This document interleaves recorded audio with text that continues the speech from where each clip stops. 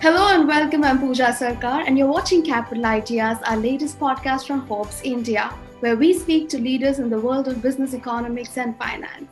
Now, we are running up to the budget day, and it is an important budget this year because we've just been through a year where we saw pandemic, we've seen our GDP go down, and I thought, who better than getting someone who understands markets the best and also has his feet across financial services.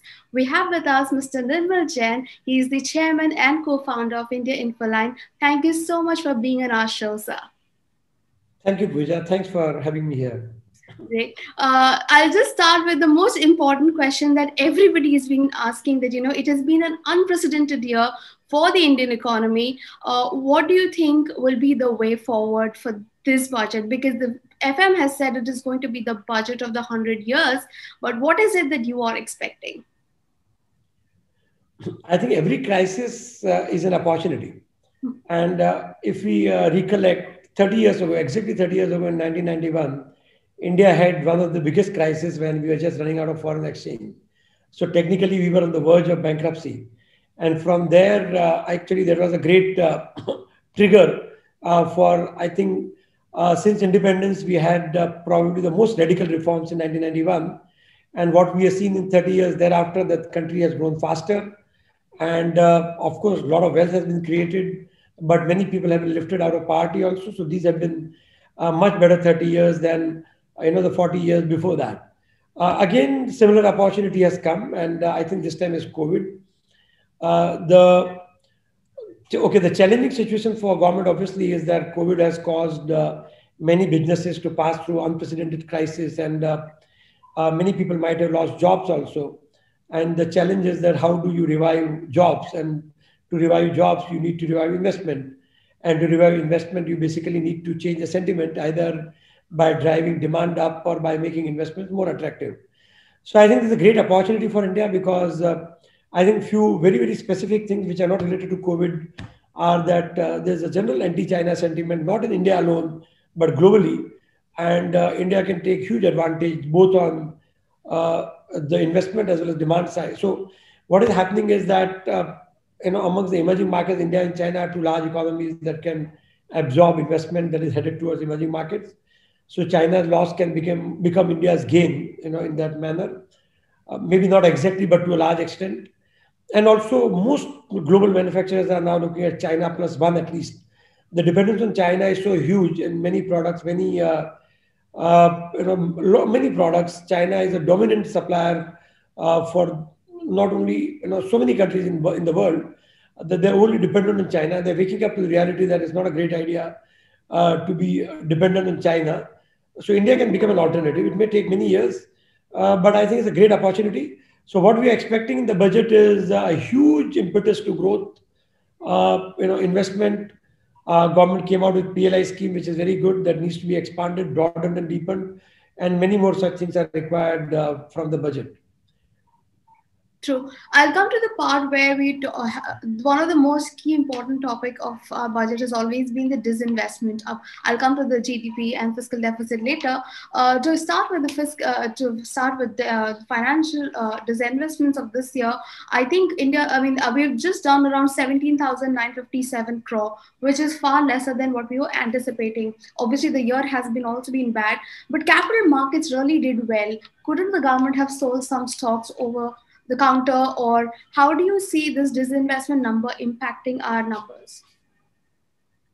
No, you are very not true. Because see, fiscal deficit in this FY21, we may end with around 7.5 to 7.7% number, partly due to COVID-related stimulus, but also partly due to our almost kind of inability to get the disinvestment target or anywhere near the targets. I think the targets were something like 2,60,70,000 crores, if my memory is right. And what we have achieved is a very small part of it. Many reasons for this, but I think there's a great opportunity in the next year. I think government could not do BPCL disinvestment, which is a big ticket item for variety of reasons. And obviously, government ministry is now very active. They're learning, they're understanding how capital markets work, how global capital markets work, and how should this process be driven. And the opportunity is very big. Next year, probably they can do IPO of LIC. which can be a big bang IPO and a huge disinvestment. See, what happens in a disinvestment for a country as big as India is that it can be very lumpy. And what it will do is that sometimes you can exceed the target, sometimes you're not met the target. So last year you not met the target. Probably this time you have an opportunity to do much more than whatever be the targets, and that can basically help to achieve your other objectives, primarily investment and growth. And let's see what government does this year. It's very important for the government to understand that capital market is sentiment driven, and so I mean there have been rumors or there have been things floating around that government might look at increasing long-term capital gain tax or STT. I don't think it's a great idea in an environment like this when people are looking at encouraging investment, encouraging flow for investment from all kind of investors, not only FDI but FPI also, and even Indian large corporates and entrepreneurs should be encouraged to put in investment. So, the government should refrain from any changes which can be detrimental to capital market sentiment, and then I think they can easily not only achieve but exceed the target this year. True. One thing I wanted to understand, there is very little window that the government really has to do a lot of these expenditure programs. How do you think the government is going to work around these programs? So one is that typically, under normal circumstances, government will be very, very, but very, very wary and very careful about fiscal deficit, and you want to keep it at 3.5%, 4%. But now these are times when globally all governments, all central banks are printing money to come out of the crisis. And under normal circumstances, you'll be very scared about inflationary pressures that fiscal deficit can cause. But these are very difficult and very exceptional times. So government can take some leeway with fiscal deficit. So I don't think that if next year's fiscal deficit they target at 6.5% to 7%, it will be a disaster. It will be good. So the way to create room for investment and expenditure, which is a must for revival and creation of jobs, is to be a little flexible on fiscal deficit and to make sure the disinvestment targets are met, as we discussed. The process that started last year should culminate into something good this year. True. And markets have had one of their best runs in the recent time. Now, is this sustainable is one question that everybody keeps asking on a daily basis. I mean, the moment the market drops, like today, I think the market dropped a little and everybody is again questioning the basis, fundamentals. Now, my question to you is, do you think that this inflows can keep coming in, or do you expect markets to now starting to taper off? Or is it anybody's guess? Yeah, no. So inflows will keep coming, but they cannot keep coming every day. Okay, so nobody can really guess the market for a day or two or a week or a month, because there are a lot of forces that work on the market. And when markets had one-way run, then a correction is healthy. I mean, you have to take a breather and make sure that it consolidates and moves ahead. But if you ask me, I'm an optimist from a medium to long-term perspective. So any equity market investor has to have a horizon of 3 to 5 years. You can't just say, I mean, I have no expertise or skill to understand the intraday or a day traders market, but correction that is happening in the market maybe today and what has happened last couple of days is very healthy, and basically that is welcome also, and we shouldn't worry too much about it. But if you're investing in stock market, you can't take a call for a day or two. Take a long-term call, and Indian economy will do well. We are seeing a V-shaped recovery. Agriculture is doing good. Monsoon has been good. The recovery, whatever we are getting, is much better. The COVID second wave, touch wood, thank God, is not there in India. And in fact, number of cases are coming down, even when developed countries like UK and US are seeing a huge surge.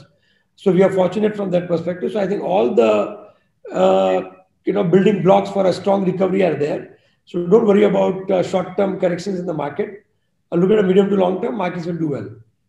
You talked about recovery, and I was just going to come to the fact that everybody's been talking about there has been a significant recovery from December onwards, which is expected to happen going forward. In terms of your expectations from the budget, what is it that the top 5 things that you're looking for?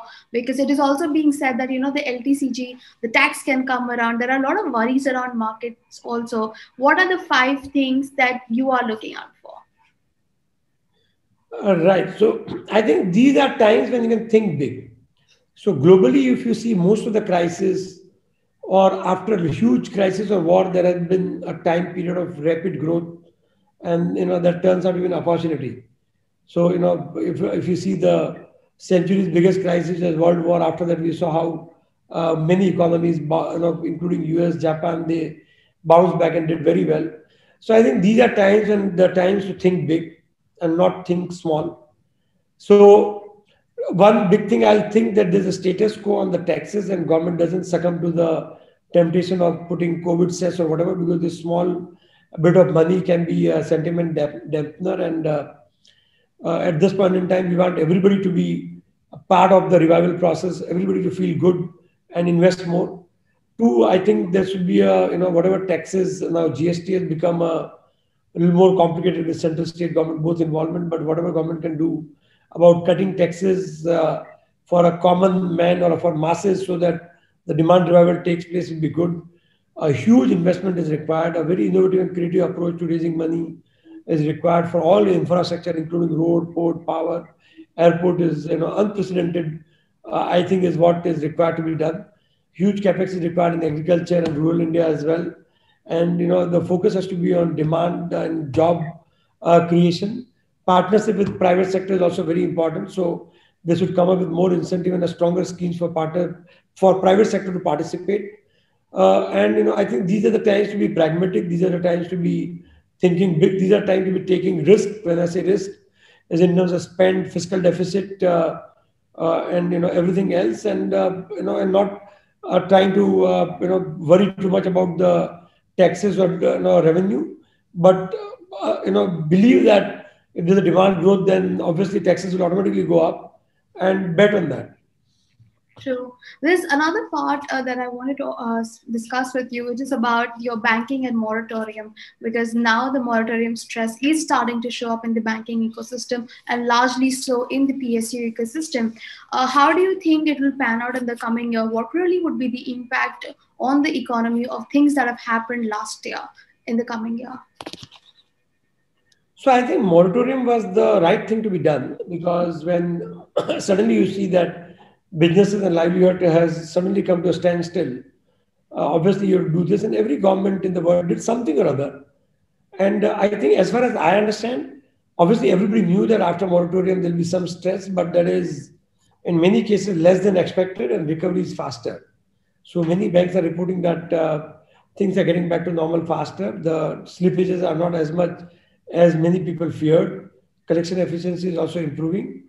So I think it's just a matter of a couple of 2-3 quarters that you will see that things get back on track. And I personally think that there's nothing much to worry about, that particular part, which is, and actually now moratorium is behind us. So what we see in Q3 probably the worst, and then we'll see recovery after that. Okay. And as per you, according to you personally, which are the sectors that you are betting on for the coming year, which you think will perform better? So I think wide range, broad number of sectors will perform better when the economy revives. Obviously, agriculture related should do well because monsoon is good, Rabi crop will be good, and government will put a lot of support to this sector, given that farmers has become a very sensitive subject now. Then IT and pharma should also do well because globally IT spend will really increase. Healthcare spend will also increase, not only in India but elsewhere. And these two industries have a huge export and overseas dependence, so they should do very well. Other than that, I think even commodities and metals should do well because globally there is a bit of a short supply and commodity prices have been doing well. As many economies put a lot of money behind recovery, then we see that these sectors are doing well. Even capital goods and infrastructure should do well. So I think there'll be a more broad range of broad-based recovery in the market. And probably you can look at bottom-up stock picking, but I think more or less most of the sectors will participate if market does well now. Okay. And lastly, before I let you go, what is the one advice that you would like to give the listeners to when it comes to what to watch out for budget, or what is it that they look out for while investing in markets in the coming year? So I think budget is not such a great thing to worry too much about it. Over a period of time, of course, but everybody is expecting because finance minister has said that this will be once in a century, once in 100 years kind of budget. So that is one. But if you're a long-term investor, then fine. I mean, it's not an event that should really change your view on the fundamentals of the economy or the companies. And two, investors must understand that these are markets which will be very volatile. People see opportunity as well as threat both, and then they tend to move in a pendulum in a wide swing. So don't leverage, be patient, don't worry about day-to-day mark-to-market movement, and have a long-term approach. Then I think you'll do well in the market.